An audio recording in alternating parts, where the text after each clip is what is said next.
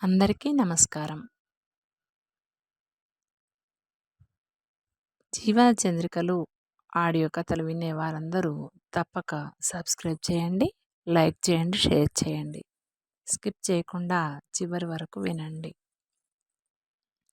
నరసమ్మ చాలా కష్టపడే స్వభావం ఉన్నటువంటి మంచి సుగుణాల రాశి.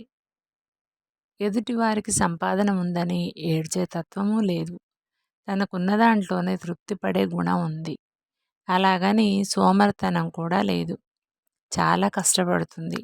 అటు పొలం పనుల్లో కష్టపడుతుంది. ఇంటికి రాగానే భర్తకు అనుకూలంగా అన్ని పనులు చేసి పెడుతుంది నరసమ్మ.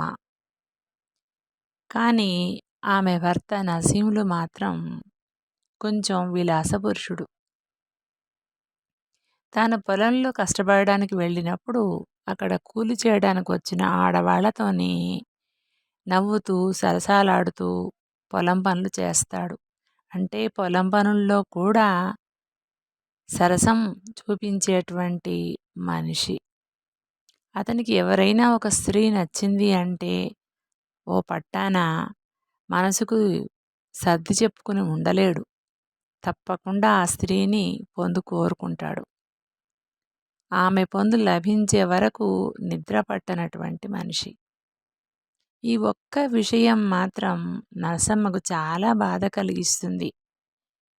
మరి ఆడవాళ్ళు కూలికి వచ్చినప్పుడు వాళ్ళతో పాటు తను నవ్వుతూ మాట్లాడడం, వాళ్ళతో సరసాలాడటం నరసమ్మకు బాధగా ఉండేది. ఇక కొద్దిమంది అయితే నరసమ్మను ముఖం పట్టుకుని అడిగేవారు,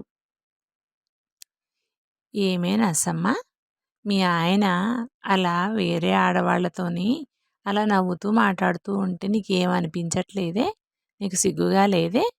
మీ ఆయన్ని కంట్రోల్లో పెట్టుకోవద్దా? నీ చెప్పు చేతుల్లో పెట్టుకోవద్దా? అని ఇలా కాస్త పెద్దవాళ్ళు మందలించేవాళ్ళు. మరికొద్దిమంది సరైనటువంటి వయసు, సమానమైన వయసు ఉన్నటువంటి వాళ్ళు నర్సి దగ్గర ఏముందని, అందుకే వేరే వాళ్ళ కోసం అర్రులు చేస్తున్నాడు అనేవాళ్ళు. ఈ మాటలన్నీ గుర్తుకొచ్చి నరసమ్మకి కళ్ళకు నీళ్ళొచ్చేవి. నా దగ్గర లేనిదేమిటి, వాళ్ళ దగ్గర ఉన్నదేమిటి? ఎందుకో ఈ మగవాళ్ళకి వెర్రి చాపల్యం అని నరసమ్మ చాలా బాధపడింది. ఇక పొలం నుంచి ఆలోచిస్తూ ఇంటికొస్తున్న నరసమ్మకి ఇక తాను కౌలుకు తీసుకున్న పొలం యజమాని కబురు పెట్టాడు రమ్మని. ఆ మాట వినగానే ఇప్పుడే వస్తున్నానంటూ ఇక తాను పెట్టుకున్న గోచి విడిచి కాస్త చీర సర్దుకుని యజమాని ఇంటికి బయలుదేరింది. పిలిచారంట అయ్యా, నేనిప్పుడే పొలం కాడి నుంచి వచ్చిన అన్నది నరసమ్మ. అవునే, నీతో మాట్లాడాలి. నువ్వు ఆ కూలి వాళ్ళతోని సరిగ్గా పని చేయించటం లేవు. నువ్వు ఒక్కదానివి కాస్త చెయ్యకపోతే ఏమోలే కానీ ఎవ్వరూ చేయకపోతే ఎలా చెప్పు? కాస్త వాళ్ళ మీద అజమాయిషీ చెయ్యి, నువ్వున్నావనే కదా నా ధైర్యం అని అన్నాడు యజమాని. నరసమ్మకు నువ్వు చెయ్యకపోయినా పర్వాలేదు, కానీ చేయించు, నువ్వున్నావనే కదా అని ఆ మాట్లాడుతున్నప్పుడు కాస్త కన్ను కాస్త అలా కొట్టాడు. అలా కన్ను కొట్టి మాట్లాడడం చూసి నరసమ్మకి చివుక్కుమంది ఒళ్ళు. చిచ్చి, ఏటికో అలా వయసు వస్తుంది అందరికీను. మా చెడ్డ గుణాలుంటాయి వీళ్ళకి. ఆ కన్ను కొట్టి మాట్లాడే రోగమేందో అని మనసులో అనుకొని, అట్టగలేండి మరి నేనొస్తా అని బయలుదేరింది. మళ్ళీ వెనక్కి పిలిచి, అదేమిటి అంత హడావుడిగా పోతున్నావు అని అన్నాడు. ఇప్పుడే వచ్చినా బాబు, నాకు ఇంట్లో పనుంది అనంది నరసమ్మ. నరసమ్మ, ఓసారి లారా అన్నాడు ఆ యజమాని. దగ్గరికి వెళ్ళిన నరసమ్మను, ఇవాళ చాలా కష్టపడ్డట్టున్నావేంటే పొలంలో అన్నాడు. ఏం చెప్పాలో అర్థం కాక చూస్తున్న నరసమ్మను తడిసిన నీ రవిక చూస్తుంటే చాలా కష్టపడిపోతున్నావు అనిపిస్తోంది. ఎలాగే అంత కష్టపడిపోతే చూడు నీ రవిక ఎలా తడిసిపోయిందో. అబ్బా! అంత చెమటతో తడిసిపోయింది కదా నీ ఒళ్ళు అన్నాడు. ఏంటి బాబు అలా మాట్లాడతారు? కష్టపడితే మా చెమట రాకుంటే ఏమొస్తుందేంటి? మీకేం పనుంది? ఇంట్లో ఫ్యాన్ వేసుకొని తొంగుంటారు. మాకట్లా నడవదు కదా అని పళ్ళికిలిస్తున్న యజమానితో కొంచెం కోపంగానే అంటూ ఇంటికి వెళ్ళింది. ఇంటికి వెళ్ళి అలా డోర్ తీసేటప్పటికి అక్కడ నసీములు చిలకమ్మతోని కాస్త నవ్వుతూ మాట్లాడుతూ ఉన్నాడు. దగ్గరగానే ఉన్నారు. చూసి ఒక్కసారే నరసమ్మకు చాలా లబగ్గున మండిపోయింది. ఏమిటే చిలుకు, నీకేం పని పాట లేదుటే? సిగ్గు లేకుండా ఎంత బాగా వచ్చావేటే? చివరికి ఇంటి వరకు వచ్చింది నీ వ్యవహారం. ఆడు రమ్మంటే మాత్రం నువ్వు ఎలా వస్తావే అని గట్టిగా కేకలేసింది నరసమ్మ. చిలుకమ్మ అంది, ఓయబ్బో, ఏం కోపం వచ్చిందిలే అమ్మ నీకు. ఇవాళే మొదలెట్టానా ఏమిటి? మీ ఆయన్ని అడుగు ఎప్పటి నుంచి సాగుతుందో. ఆయన అడగకుండా నన్ను అడుగుతామే అని కాస్త పమిటి సరి చేసుకుంటూ, సర్లే నువ్వే అడిగిరా అనుకుంటూ వెళ్ళిపోయింది. నరసింహులు మాత్రం ఊరుకోకుండా ఆ పట్టున నరసమ్మని వీపున గుబీమంటూ ఒక్కటి వేశాడు. నీకేం పుట్టిందిరా మాయరోగము? దాన్ని అలా తీసుకొచ్చావేంటి అంటే నన్ను కొడుతున్నావు అని కాస్త ఇద్దరు మాట మాట పెంచుకున్నారు. ఈలోగా నలుగురు చేరారు ఇరుగు పొరుగు. ఏమిటి ఏమిటి అని అడిగారు. ఆ మగాడన్నాక ఏదో ఒకటి చేయకుండా ఊరుకుంటాడా ఏమిటి? అయితే ఇలా రోడ్డున వేసుకుంటారా సంసారం అని నరసమ్మని నలుగురు అన్నారు. మరికొద్ది మంది నరసమ్మ మెతగ్గా ఉందని మొగుడు అలా తయారయ్యాళ్లే అని మరికొద్ది మంది అన్నారు. వాడు మగాడే, వాడు అలాగే తిరుగుతాడు, తప్పేముంది? ఏం బయటికెళ్ళాడా? ఇంటికే తీసుకొచ్చాడు దర్జాగా. వాడు ధైర్యం ఉంది, ఇంటికి తెచ్చుకున్నాడు. అయినా నరసమ్మ సరిగ్గా ఉంటే వాడెందుకు అలా చేస్తాడు అన్నారు మరికొద్ది మంది. ఇక ఆ రోజు జరిగిన గొడవకి మళ్ళీ రచ్చబండ దగ్గర తీర్పు కోసమని నరసింహులు భార్య బయలుదేరారు. నరసమ్మ చెప్పింది, నేను కష్టపడి ఇంటి కోసమని చాలా పనులు చేస్తుంటే, నా రెక్కలు ముక్కలు చేసుకుంటుంటే, వీడు రోజుకో దాంతోటి పరాచకాలు ఆడుకుంటూ సరసాలు ఆడుకుంటూ వీడేమిటి చేస్తూ ఉన్నాడు. ఇక వీనికి ఏదన్నా ఓ శిక్ష చేయండి. ఏ శిక్ష లేదు అని అంటే కనుక నేను వీనితోటి ఉండనేను అని ఆ మాట ఎప్పుడైతే రచ్చబండ దగ్గర చెప్పిందో నరసమ్మ మళ్ళీ అందరూ చూస్తూ ఉండగానే ఈడ్చొక్కటి వేశాడు చెంప మీద. చూసావా దొరా, నీ కళ్ళ ముందరనే కొడుతున్నాడు. నేను మాట అంటేనే మనకి రోషం వస్తుంది, మరి నాకెంత రావాలి అని అంది. అప్పుడు ఆ రచ్చబండ దగ్గర తీర్పు చెప్తున్న అతను అన్నాడు, నరసమ్మ నీకు లోకం బాగా తెలియక నువ్వు అట్లా మాట్లాడుతున్నావు. ఒరే ఏమిట్రా ఇక్కడ మాట్లాడుతూ ఉంటే దాన్ని అలా కొట్టేస్తున్నావు? తప్పు కదా అలా కొట్టడం, వాళ్ళ దూరంగా ఉండు అనడంతో ఇద్దరు నరసింహుల్ని దూరంగా తీసుకుని వెళ్ళారు. ఇక రచ్చబండ దగ్గర తీర్పు చెప్పే యజమాని అక్కడ వాళ్ళు అందరూ అలా చూస్తూ ఉన్నారు ఏం చెప్తాడా అని. అప్పుడు అన్నాడు, మీకు ఏమీ తెలియదు, వార్తలు చూడడము, టీవీలో వార్తలు వినడము, పేపర్లో వార్తలు చూడడము మీకేమీ తెలియదు కాబట్టి అలా మాట్లాడుతున్నారు. ఇది పెద్ద తప్పు విషయం కాదు నరసమ్మ, నేను చెప్పడం కాదు, మన కోర్టు కూడా తీర్పిస్తోంది. మగవాళ్ళైనా ఎవరైనా ఇలా పెళ్లి చేసుకున్న వారితోనే కాకుండా తమకెవరు నచ్చితే వారితో గడపొచ్చు, అది తప్పు విషయం కాదు అని కోర్టే తీర్పిస్తోంది. ఇలాంటి వాటికి ఇంకా నేనేం చెప్తాను చెప్పు తీర్పు అని అన్నాడు అతను. దాంతో నరసింహులు పకాపకా నవ్వి, కుదిరింది దీని రోగం, రేపటి నుంచి చెప్తా దీని సంగతి అని తువ్వాల దులిపి భుజం మీద వేసుకుని వెళ్ళిపోయాడు అక్కడి నుంచి. నరసమ్మ అంది, ఏంటి బాబు, పెళ్లి చేసుకున్నోళ్ళు కాకుండా వేరే వాళ్ళతోని అలా కలిసి అట్లుంటే తప్పు లేదా? అని కోర్టు చెప్పిందా?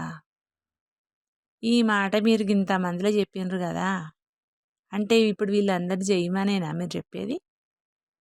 అంటే ఇప్పుడు మగోళ్ళకేనా ఈ తీర్పు, మా ఆడోళ్ళకు కూడా ఉందా స్వామి? నాకు తెలియక అడుగుతాన్నా అని అంది.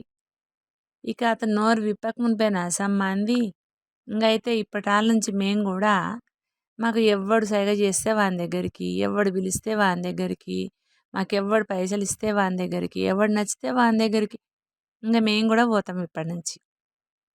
ఇక ఏ పాటి మీరు తిరుగుతారో మాకు తెలుస్తుంది. మీకంటే ఎక్కువ మాకే తొందరగా దొరుకుతారు. మేము చెయ్యదలుచుకుంటే పైనున్న దేవుడు కూడా కనిపెట్టలేడు మేము ఎవరితో తిరుగుతున్నామో. మేము సంసారం పట్టుకొని చెయ్యాలని అనుకోవడం వల్ల మగోని ఆటలు సాగుతున్నాయి. కోర్టు ఏం శిక్ష పడదు, తప్పు లేదని చెప్పిందని అంటున్నారు కదా. భగవంతుడు ఏమన్నా ఎదురుంగొచ్చి తప్పురా ఒప్పురా అంటున్నాడా? మరి మా ఆడవాళ్ళకి మాత్రం ఎందుకు, మేము కూడా చేస్తాం అని నరసమ్మ కోపంగా 4 మాటలు అనేసి ఇంటికి వచ్చింది. ఇక అప్పటి నుంచి నరసమ్మ మనసులో ఒకటి ఆలోచించుకుంది, వేడి రోగం ఇట్లా తిప్పొద్దు అని. సరే అని ఇక ఆ రోజు తిని పడుకున్న తర్వాత తెల్లారి మళ్ళీ కౌలుకిచ్చిన యజమాని పిలిపించాడు. అప్పుడే ఒక ఆలోచన వచ్చింది నరసమ్మకి. ఇంకా అతను ఎప్పట్లాగానే, ఏమిటే ఈరోజు రవిక మరీ బాగా బిగిసిపోయినట్టుంది, కాస్త ఒళ్ళు చేసావులే నువ్వు అని అన్నాడు. సిగ్గుపడింది నరసమ్మ. ఓసి నీ సిగ్గు చిమడా, ఏమిటే అంతే సిగ్గుపడుతున్నావు అన్నాడు. ఏటో బాబు, నిజంగానే కాస్త ఒళ్ళు చేసినట్టున్నాను, రైకలన్నీ బిగుతుగా అయిపోయినాయి, తమరు 2 జాకెట్లు కుట్టిరే నాకు మంచిగా అని అంది. ఆ మాటలకి ఆ యజమాని అనుకున్నాడు, నరసమ్మకి కొంచెం ఇష్టం ఏర్పడినట్టుంది, అందుకే ఇలా సిగ్గుపడుతూ అడుగుతుందని. ఓసి ఇదెంత భాగ్యమే, నీకంటే ఎక్కువనా అని నరసమ్మకు డబ్బులు తీసి ఇచ్చాడు. అప్పుడే అక్కడికి వచ్చాడు నరసమ్మ భర్త. ఏటి బాబు ఎటు డబ్బులు ఇస్తున్నారు అన్నాడు. ఏం లేదురా, దానికి రైకలు బిర్రుగైనాయట, కొంచెం ఒళ్ళు పట్టినట్టు ఉందట, అందుకని జాకెట్లు కుట్టియమని అడిగింది నన్ను. నరసమ్మ అడిగితే వద్దంటానరా నేను, అందుకే నీకు నచ్చినవి కొనుక్కోపో అని పైసలు ఇస్తున్నా అని 1000 రూపాయలు చేతిలో పెట్టాడు నరసమ్మకు. అది రైకలు కావాలని నిన్నెందుకు అడగడం, నన్ను అడిగితే నేను కొనియనా అన్నాడు నసీములు. ఓ సోసి, ఎవరు కొనిస్తే ఏముందిరా, నువ్వోటి నేనోటా అన్నాడు యజమాని. నరసింహులు అయోమయంగా చూశాడు. అదేమిటి, నువ్వొకటి నేనొకటా అంటాడేమిటి, ఆయన యజమాని నేను మొగుణ్ణి, మరి వేరే కదా అని ఆలోచించేలోపే ఆయన మాటకేం వచ్చేలే, మీరు ఇయ్యిరి పైసలు, నేను మంచి గుట్టించుకుంటా అని ఆ పైసలు తీసుకుంటూ ఓ నవ్వు నవ్వి అలా ఓరగా చూస్తూ వెళ్ళింది నరసమ్మ. ఇక యజమానికి మనసు చాలా హుషారైపోయింది నరసమ్మ దారిలోకి వచ్చిందని. నరసింహులు మాత్రం కారం రాసుకున్నట్టుగా ఉంది వాళ్ళిద్దరిని చూస్తుంటే. గబా గబా ఇంటికి పోతున్న నరసమ్మను వెంటబడి వచ్చాడు నరసింహులు. కనిపెట్టినా కూడా ఏమీ చూడనట్టు నరసమ్మ చక్కగా షాపుకు పోయి, నాకు మంచి రైకలు 2 కావాలి, నాకు ముక్కలు చూపించు, నచ్చినవి తీసుకొని కుట్టించుకుంటా అని అంది. 1000 రూపాయల దగ్గర ఉన్నాయి కదా, ఒక్కొక్కటి 300 రేటు పెట్టి మంచి జాకెట్ ముక్కలు తీసుకొని 3 జాకెట్ ముక్కలు తీసుకొని ఆ కుట్టే ఆమె దగ్గరికి పోయి, నువ్వు మంచిగా కుట్టాలి, నాకు కుడితే చూసిన వాళ్ళకు అట్లా నచ్చి మళ్ళీ నీ దగ్గరికి రావాలా అని చెప్పింది. మళ్ళీ ఇంటికి వచ్చిన తర్వాత నీకేమీ మాట్లాడలేదు. నసీములుండి, నీకు రైకలు కావాలా కోకలు కావాలా అంటే నన్ను అడిగితే నేను కొనిపెడతాను కదా, నువ్వు యజమాని ఏంటి రైకలు అడుగుతావు, నీకు రైకలు అలా బిగిసిపోయినాయని అంటుంటే నువ్వు సిగ్గుపడతావేంటి అని నరసింహుడు కొంచెం నరసమ్మను కసగట్టిగానే అడిగాడు. రైకలు బిగుతాయినాయి అని అడిగితే తప్పేంటి, చూసినోడి కనపడదా ఎవరికైనా, రైకలు తడిసి బిగుసుకుపోయినాయి, మరి నేను కొంచెం ఒళ్ళు పట్టినాను కాదేంటి, అందుకనే అడిగిండు అయ్యగోరు. నయం కాదు, రోజు చూసిన నీకంటే గా పంతులే నయం గాయగూరే నయ్యం.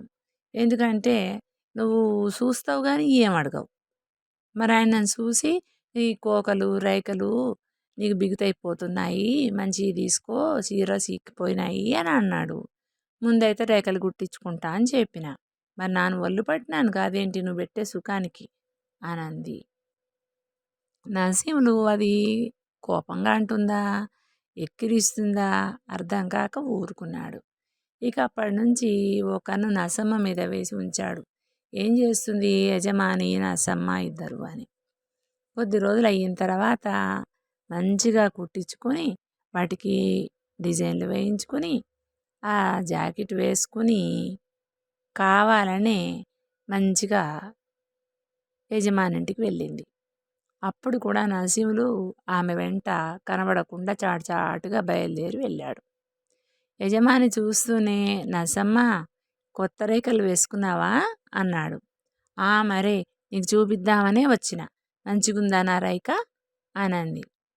ఏటి కనిపించినాదని మంచిగుంది లేనిది నేను చెప్పడానికి, రైక బాగుందా అనంటే ఎట్లా చెప్పాలి నీకు అన్నాడు యజమాని. నరసింహులు వెంట వస్తున్న సంగతి కనిపెట్టిన నరసమ్మ, అదా చూపిద్దామనే వచ్చిన, ఇప్పుడే వేసుకున్నా, మంచిగుందో లేదో నీకు చూపించి నువ్వు బాగుందంటే ఇంకోటి కుట్టించుకున్నాను తీ అని వచ్చిన అని అంది. మరి చూపించవే రైక ఎట్లుందో చూస్తా అని అన్నాడు. వెంటనే కావాలనే పైట తీసి వెనక ముందు తిరిగి బాగుందా మంచిగా అని అడిగింది. అది చూసిన యజమాని, ఓ యబ్బో భలే కుట్టిందే ఎవరో గాని, నీ పొంగులన్నీ కనిపించే విధంగా అలా అద్దినట్టు కుట్టిందే చక్కగా, ఇప్పుడు బాగుంది అని ఇంకో 1000 రూపాయలు ఇచ్చి ఇలాగే కుట్టించుకో ఎంత బాగుందో, పనిలో పని 2 కోకలు కూడా తీసుకో అన్నాడు ఇంకో 2000 రూపాయలు చేతిలో పెడుతూ. అట్లాగే అని ఇక ఆ 3000 రూపాయలు తీసుకొని మళ్ళా షాపుకు పోయి ఆ జాకెట్లో తగ్గట్టు 2 చీరలు తీసుకుంది. ఇది చూసిన నరసింహులకి ఇక మామిడికాయ పచ్చడి కారం కొత్తగా పెట్టింది, రాసుకుంటే ఎలా ఉంటుందో అలా భగ మండిపోయింది. దీని నోట్ల మన్ను పోయ్యా, మొన్నటిదాకా ఎట్లా ఉండేది, ఇవాళ వాని దగ్గరికి పోయి రైక బాగుందా అని అడుగుతుందా, వానికి ముందర వెనక అంతా పెడదీసి చూపిస్తుందా, ఆడు మంచిగున్నాయే అంటాడా, ఇది గిట్లా తయారైందేంది అని మనసులో మస్తు బాధపడ్డాడు. కానీ ఏమైనా అందామా అంటే ఎట్లా ఛాన్స్ దొరుకుతులే దీన్ని అంటానికి అని ఆలోచించాడు. ఈలోగా నరసమ్మ 2 చీరలు తీసుకోవడము, వాటిని కుట్టించుకోవడము, మళ్ళీ చీర కట్టుకొని రైక వేసుకొని మంచిగా చెట్టుకు పూసిన మల్లెపూలు కట్టుకొని తల ముడుచుకొని ఇక యజమాని ఇంటికి బయలుదేరింది. ఇది చూసిన నరసింహులు వాళ్ళ కథ కొంచెం ఎక్కువనే తేడా కొడుతుందని వెళ్ళేటప్పటికి యజమాని కూడా కాస్త ఇంటికి దూరంగా కుర్చీ వేసుకొని కూర్చున్నాడు. ఆడి పోగానే నరసమ్మని చూసి ఇటు రావే ఇడ కూసో అని అన్నాడు. దగ్గరికి పోయి ఆయన కుర్చీ దగ్గర కూర్చొని మంచిగుందా నా రైక అని అడిగింది. రైకేందే నీ ముఖం, చీర కూడా మంచిగానే ఉంది, చక్కనమ్మ చిక్కినా అందమే అని, నువ్వు ఏ చీర కట్టినా బాగానే ఉంటావు, ఏ రైక వేసినా బాగానే ఉంటావు, అస్సలు నీ దగ్గర మస్తు ఉన్నవే నువ్వు, రైకలు బాగుండుడేంది అని అన్నాడు పళ్ళు బిగబట్టి ఆపుకోలేక. నరసమ్మ కిలకిలా నవ్వింది. నువ్వు గట్లా అంటే నాకు మస్తు సిగ్గైతుంది, నువ్వు గట్లా అనకు, నువ్వు కళ్ళు గట్టబెట్టి చూడకు, నాకు మస్తు సిగ్గవుతుంది నాకు అని సిగ్గుపడ్డది నరసమ్మ. ఇక అప్పుడు అన్నాడు ఆయన, అవునే రాత్రికి మరి కొంచెం ఇంట్లో పని ఉంది, అన్నం తిని వస్తావా అని అన్నాడు. అనగానే దానికి చెప్పాలనా తిని వస్తావా అని, పనుంది రాయే అంటే వస్తా కదా, ఓ బతిలాడుతున్నాడు అని ఆయన చెంప మీద ఇట్లా పొడిచినట్టుగా అని నవ్వుకుంటూ వెళ్ళిపోయింది నరసమ్మ. ఇక ఇది చూసిన తర్వాత నరసింహులకి దీన్ని ఎలాగైనా ఇవాళ మెత్తగా కొట్టాల్సిందే అని కోపం వచ్చింది. ఇంటికి రాగానే దాన్ని అలా చెయ్యి పట్టుకుని గట్టిగా దగ్గరికి లాగి ఈ చెంప ఆ చెంప వాయించాడు. ఎందుకు కొడుతున్నావు? మళ్ళీ ఏం రోగం పుట్టింది నీకు? నేనేం అడగలేదే నిన్ను. నువ్వు ఎడబోతే నాకేంది అని అంది నరసమ్మ. నేను ఎడబోతే నీకేందా? ముందు నీ సంగతి చెప్పు. నీతోటి ఆ యజమానితోటి మీ ఇద్దరి వ్యవహారం ఏంది? నువ్వు రైకవాణి చూపుడేంది, వాడు రేఖలు గుట్టించుడేంది, వాడికి ఒళ్ళు చూపుడేంది, వాడిని చెంప మీద పొడిచి నీ సరసమేంది, వాని సరసమేంది, వాడిని చూసి కన్ను కొడతాడేంది, ఇదంతా ఏం కథలు పడుతున్నావా నువ్వు అని పోదాంపా ఎవరితోటి చెప్తావో అని చుట్టుపక్కల వాళ్ళని నలుగురిని పిలిచి దీని కథలు చూస్తున్నారా, చెట్టంత మనిషిని నన్నే కన్ను కప్పి వ్యవహారం చేస్తాంది, మంచిది మంచిదని అన్నారు కదా అని ఇంకా ఈమన్నాడు నరసింహుడు. అందరూ ఉండి నరసమ్మ నీకేం పుట్టింది, నేను మంచిదాని అనుకున్నాం కదనే అని ఆడోళ్ళు మగోళ్ళు అందరూ కూడా నరసమ్మను కొంచెం కోపం చేశారు. నరసమ్మ అంది, కోర్టు తప్పు ఏం లేదు, పెళ్లి చేసుకున్నాక మొగడే కాదు వేరేటోళ్ళతో ఉండొచ్చు అని అన్నారు అంటే మరి వాడు ఇంకో దానితోటి ఉంటే తప్పులేదు కానీ నేను ఇంకో కొంతతోటి ఉంటేనే తప్పు అవుతుందా? ఇంక నేను అంతా ఉండను కూడా ఉండలేదు, ఇప్పుడే సురు అవుతుంది, గంత కోపం వచ్చింది మరి అనగానే వాడన్నాడు, నేను మొగోడ్నే, నాతో నీ పోటీనా, నేను చేస్తే తప్పు లేదు అని అన్నారు, నిన్ను కాదు అని అంటే అప్పుడు నరసమ్మ అంది, నువ్వు మొగోనివే కానీ నీ దగ్గరకు వచ్చి ఉండేది అది ఆడదే కదా, అది కూడా దాని మొగన్ని కాదని నీ దగ్గరికి వస్తుంది కదా, మరి నేను ఆడదాన్నే, నా మొగన్ని కాదని నేను పోతున్నా, నీదెట్లా తప్పు కాదో నాది గట్నే తప్పు కాదు. ఏ ఆడిదైనా ఒక మొగనికి కన్ను కప్పి ఇంకో మొగని దగ్గరికి పోతేనే తప్పు అవుతుంది. ఏ మొగోడైనా చేసుకున్న పెళ్ళాన్ని తన కళ్ళు కప్పి ఇంకోని దగ్గరికి పోతేనే తప్పు అవుతుంది. మరి ఈ తప్పు తప్పు కాదని మన కోర్టే చెప్పింది, మన న్యాయస్థానమే చెప్పింది, మన గొప్పోళ్ళే చెప్పిండ్రు అని అన్నప్పుడు నువ్వు నన్ను తప్పు పట్టేది ఎక్కడిది? నీకు ఇష్టమైతే ఉండు, లేకుంటే ఊకో, నన్ను వదిలేయి, నేను నాకు ఇష్టం వచ్చినట్టు నేను బతుకుతా, నేను వాటి నుంచి గిట్లనే ఉంటా అని నరసమ్మ 10 మందిలా తెగేసి చెప్పింది. దాంతోనే అందరూ అవ్వ సిగ్గు లేదు దీనికి, అసలు ఆడి పుట్టుక పుట్టింది, మొగోడంటే నలుగురు ఆడవాళ్ళ దగ్గరికి పోయి వస్తాడు, ఆడిది పోతాదమ్మా ఎక్కడన్నా అని అన్నారు.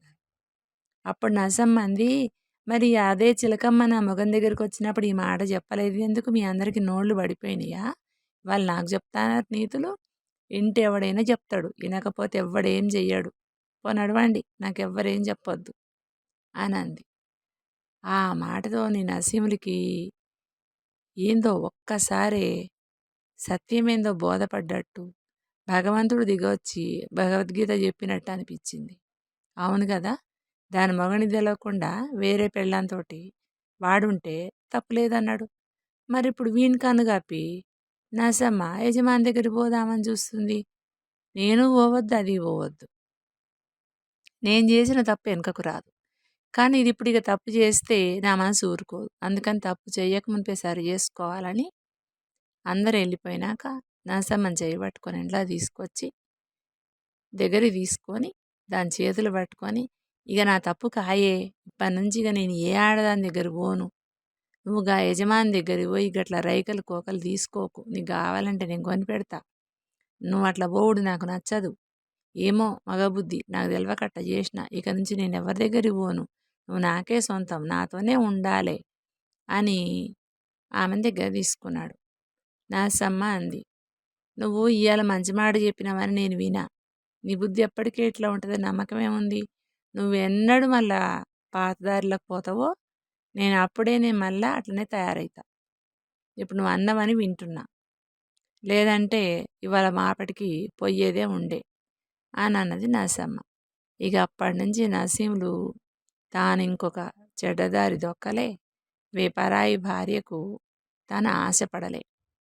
అట్లాగే కొన్నాళ్ల వరకు నరసమ్మను కనిపెట్టాడు. నరసమ్మ సహజంగా మంచిది కావడం వల్ల భర్తలో మార్పు వచ్చినందుకు ఆమె ఎప్పట్లాగానే పనిచేసుకుంటూ బతుకుతోంది. ఈ విధంగా బుద్ధి వచ్చిన నరసింహులు భార్యను అది నాకు బుద్ధి రావడానికి పనిచేసిందని గ్రహించి నవ్వుకున్నాడు. ఆడిది తెలివైంది అయితే మొగోడు పక్కదారులు ఎందుకు చూస్తాడు అని అనుకున్నాడు మురిపెంగా. ఇంతటితో ఈ కథ సమాప్తం.